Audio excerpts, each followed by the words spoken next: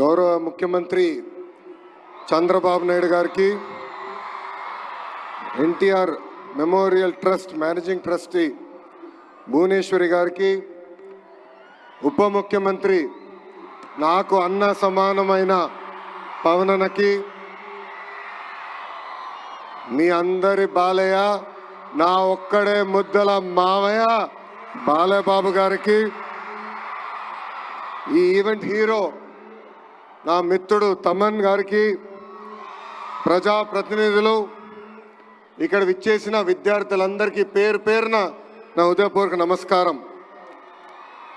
Thalassaemia బాధితుల సాయం కోసం చేపట్టిన ఈ కార్యక్రమానికి అనేక మంది దాతలు రూపాయి నుంచి లక్షల్లో సహాయం చేసినందుకు మీ అందరికీ మేము రుణపడి ఉంటాం.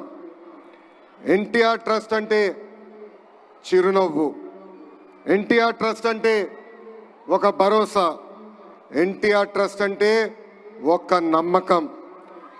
విశ్వవిఖ్యాత నట సార్వభౌమ స్వర్గీయ శ్రీ నందమూరి తారక రామారావు గారి స్ఫూర్తితో, చంద్రబాబు నాయుడు గారి ఆలోచనతో, భువనేశ్వరి గారి ఆచరణతో ఈరోజు ఎన్టీఆర్ ట్రస్ట్ నడుస్తుంది.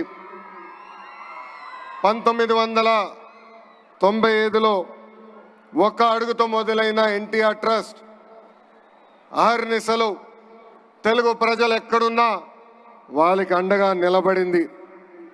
విద్య, వైద్యం, స్వయం ఉపాధి, అదేవిధంగా ప్రకృతి వైపరీత్యాలు వచ్చినప్పుడు తెలుగు ప్రజలకి అండగా నిలబడింది ఎన్టీఆర్ ట్రస్ట్. స్త్రీ శక్తి పేరుతో వేలాది మహిళలు కూడా స్వయం ఉపాధి అందిస్తుంది ఈ ఎన్టీఆర్ ట్రస్ట్. ఇక్కడున్న మీ అందరు తెలుసు, 226 రోజులు 3132 కిలోమీటర్లు నేను పాదయాత్ర చేశా. ఆ యువగలం పాదయాత్రలో అడుగడుగున ఎన్టీఆర్ ట్రస్ట్ చేసిన కార్యక్రమాలు కానివ్వండి, లేదంటే ఎన్టీఆర్ ట్రస్ట్ వల్ల బాగుపడిన పిల్లలు నన్ను స్వయంగా కలిశారు. దాంట్లో మీకు కొన్ని ఉదాహరణలు నేను ఇవ్వాలి. అనంతపూర్ జిల్లాలో శ్రావణి అని ఒక చెల్లి నన్ను కలిసింది. మధ్యాహ్నం లంచ్ కోసం బ్రేక్ అయినప్పుడు ఆమె వచ్చి నన్ను కలిసి ఆమె బాధ నాకు వ్యక్తం చేసింది. చిన్న వయసులో నాకు అవగాహన ఉన్నంత వరకు 2005, 2006లో వాళ్ళ తండ్రి తగరగుంట ప్రభాకర్ గారు పిల్లలందరూ, అంటే ఆయనకి దాదాపు 6 పిల్లలుంటే వాళ్ళందరినీ ఒక సలూన్కి తీసుకెళ్ళి హెయిర్ కట్ అయిన తర్వాత తిరిగి ఇంటికి వెళ్తుంటే ఆనాటి పాలకులు ఈ చిన్నారు ముందల ఆ ప్రభాకర్ని చంపేస్తాం జరిగింది.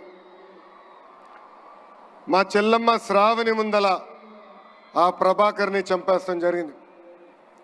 ఆనాటి ప్రతిపక్ష నేతగా ఉన్న చంద్రబాబు నాయుడు గారు ఆ 6 బిడ్డల్ని నా సొంత అక్క చెల్లెల్లాగా చాకి వాళ్ళందరినీ ఈరోజు ప్రయోజకులుగా మార్చడం జరిగింది.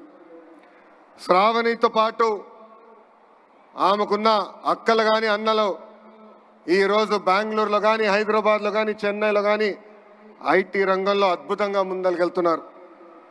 అదేవిధంగా అదే అనంతపూర్ జిల్లాలో మౌనికాని కూడా కలిసా. మౌనిక తండ్రి శ్రీనివాస్ గౌడ్ని కూడా ఫ్యాక్షన్ దాడిలో చంపేస్తే మౌనికాని ఆమె చెల్లి నాగమణిని కూడా చదివించింది గౌరవనీయులు చంద్రబాబు నాయుడు గారు. నాకు ఇప్పుడు కూడా బాగా గుర్తు, ఇంట్లో ఎప్పుడు ఎన్టీఆర్ ట్రస్ట్ గురించి ఆయన మాట్లాడేవారు, స్కూల్ గురించి మాట్లాడేవారు. ప్రత్యేకంగా ఆయన మేనేజింగ్ ట్రస్టీగా ఉన్నప్పుడు స్కూల్కి వెళ్ళి పిల్లలకి కౌన్సిలింగ్ ఇచ్చేవారు. నేను అడిగేవాడిని, నాకు మీరంత సమయం ఇవ్వట్లేదు కానీ అక్కడున్న పిల్లలకి అంత సమయం ఎందుకు ఇస్తున్నారని. అప్పుడైనా ఒక మాట చెప్పారు, ఫ్యాక్షన్లో ఎవరన్నా చనిపోతే కుటుంబ సభ్యులందరూ ఒక ప్రతిజ్ఞ తీసుకుంటారు, చంపిన వాళ్ళని తిరిగి చంపాలని.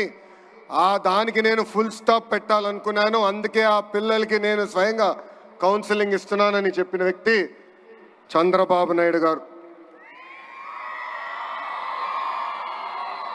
ఇంతేకాదు ఇప్పుడు కూడా నాకు బాగా గుర్తు 2013లో బ్రహ్మణి గ్రాడ్యుయేషన్కి మేము అందరం వెళ్ళాం. అమెరికాకి వెళ్ళి తిరిగి వచ్చే సమయంలో మేము న్యూస్లో చూసాం ఉత్తరాఖండ్లో వరదలు బాగా వచ్చినాయి, అక్కడికి వెళ్ళిన ప్రయాణికులందరూ చిక్కుపోయారని. ఇక్కడ చాలామందికి తెలుసు అమెరికా నుంచి వచ్చినప్పుడు జెట్ లాగ్ అనేది ఉంటుందని. పొద్దున 3ంటికి వచ్చాం, నేను హాయిగలి పడుకున్నా. మధ్యాహ్నం లేచి బయటకు వచ్చి అమ్మని అడిగా, నాన్నగారు ఎక్కడున్నారంటే ఇప్పుడే ఢిల్లీకి వెళ్ళారు, ఉత్తరాఖండ్లో ఏం జరుగుతుందో తెలుసుకుందామని బయలుదేరారని. అక్కడ బయలుదేరిన వ్యక్తి ఢిల్లీ నుంచి ఉత్తరాఖండ్కి వెళ్ళి ఏకంగా 510 మంది తెలుగు వాళ్ళు అక్కడ చిక్కుకుంటే ప్రత్యేక విమానం వేసి వాళ్ళని హైదరాబాద్కి తీసుకొచ్చారు. అంతేకాదు మాకు చెప్పారు, హైదరాబాద్లో మీరు రిసీవ్ చేసుకోండి, వాళ్ళకి ప్రత్యేక వాహనాలు బస్సులు ఏర్పాటు చేయండి, తిరిగి వాళ్ళ ఇంటికి చేర్చే బాధ్యత మీరు తీసుకోండి అని చెప్పిన వ్యక్తి గౌరవ చంద్రబాబు నాయుడు గారు. ఇవన్నీ మీకు ఎందుకు చెప్తున్నానంటే, ఒక మంచి పని చేయాలంటే మంచి మనసు ఉండాలి. సమాజంలో ఒక మార్పు తీసుకురావాలంటే ఒక సంకల్పం ఉండాలి. అదే సంకల్పంతో అన్న ఎన్టీఆర్ పేరుతో ట్రస్ట్ ఏర్పాటు చేశారు చంద్రబాబు నాయుడు గారు. ఉత్తరాఖండ్ వరదలేమి, హుదూద్ సైక్లోన్ ఏమి, తిట్లి కానీ, మొన్న జరిగిన విజయవాడ ఫ్లడ్లు కానివ్వండి, పెద్ద ఎత్తున ఆదుకుంది ఎన్టీఆర్ ట్రస్ట్. అంతేకాదు కోవిడ్ అప్పుడు అన్నమయ్య డ్యామ్ గేట్లు కొట్టుకుపోతే ఆనాటి ప్రభుత్వం స్పందించబోయినా 48 కుటుంబాలకి ఆర్థిక సహాయం చేసి అండగా నిలబడింది ఎన్టీఆర్ ట్రస్ట్. ఇంతేకాదు కోవిడ్ వచ్చినప్పుడు మాస్కులు, మందులు, ఆక్సిజన్ కాన్సన్ట్రేటర్లు కూడా అందించింది మన ఎన్టీఆర్ ట్రస్ట్. గత 28 సంవత్సరాలుగా అనేక కార్యక్రమాలు చేసింది ఎన్టీఆర్ ట్రస్ట్. ఒక ట్రస్టీగా నేను కూడా దాదాపు 5 సంవత్సరాలు ఎన్టీఆర్ ట్రస్ట్ కోసం సేవలు అందించాను. ఈ 28 సంవత్సరాల్లో సుమారుగా 8,70,000 పేషెంట్లకి బ్లడ్ అందించింది. ఇంతేకాకుండా 100 పిల్లలు తలసీమతో బాధపడుతుంటే ఆదుకుంది ఎన్టీఆర్ ట్రస్ట్. ఇంకో పక్కన 13,000 హెల్త్ క్యాంపులు ఏర్పాటు చేసి దాదాపు 23 కోట్ల రూపాయలు ఖర్చు పెట్టి ఉచితంగా మందులు కూడా అందించింది ఈ ఎన్టీఆర్ ట్రస్ట్. ఇప్పుడు కూడా ఎన్టీఆర్ సంజీవిని పేరుతో ఆరోగ్య కేంద్రాలు కూడా నడిపిస్తుంది. ఇక్కడున్న చిన్నారులు కూడా ఉన్నారు. 2,020 మంది చిన్నారులు ఎవరైతే తల్లిదండ్రులు కోల్పోయారో సొంత బిడ్డలుగా ఆదుకుని వాళ్ళ కష్ట సుఖాలు తెలుసుకుని కేవలం 10వ తరగతి వరకు కాదు, ఇంటర్, హైయర్ ఎడ్యుకేషన్ మొత్తం చదివించి వాళ్ళ జీవితాలు కూడా సెటిల్ చేసింది ఎన్టీఆర్ ట్రస్ట్. ఇంకా మా తల్లి నాయకత్వంలో దాదాపు 7,531 మహిళలకి స్త్రీ శక్తి పేరుతో కూడా స్వయం ఉపాధి అందించింది ఎన్టీఆర్ ట్రస్ట్. నాకు స్పీచ్ చాలా ఉంది, కానీ దేవాంశ్ ఇప్పుడే చెప్పాడు 5 నిమిషాల కన్నా ఎక్కువ మాట్లాడొద్దని. ఇక్కడ అందరూ వచ్చారు, మ్యూజికల్ షో చూసేదానికి వచ్చారని చెప్తాం జరిగింది. ఇప్పుడే ముద్దుల మామయ్య, బాలమామయ్య చెప్పినట్లు ఒక పక్కన బస్వ తారకం, ఇంకో పక్కన ఎన్టీఆర్ ట్రస్ట్ చాలా అద్భుతంగా తెలుగు ప్రజల కోసం అహర్నిశలు సేవ చేస్తున్నారు. ఇంత అద్భుతమైన అవకాశం, ఇంత చక్కటైన అవకాశం ఆంధ్ర రాష్ట్ర ప్రజలు మా కుటుంబానికి ఇచ్చినందుకు జీవితాంతం మేము రుణపడి ఉంటాం. ఇంతేకాదు రాబోయే రోజుల్లో ఎన్టీఆర్ ట్రస్ట్ మా తల్లి భువనేశ్వరి నాయకత్వంలో పెద్ద ఎత్తున బ్లడ్ బ్యాంకులు కూడా ఏర్పాటు చేస్తాం. నేను అహర్నిశలు వాళ్ళు చెప్తున్నా, బ్లడ్ రీసెర్చ్ ఇన్స్టిట్యూట్ కూడా ఏర్పాటు చేస్తాం.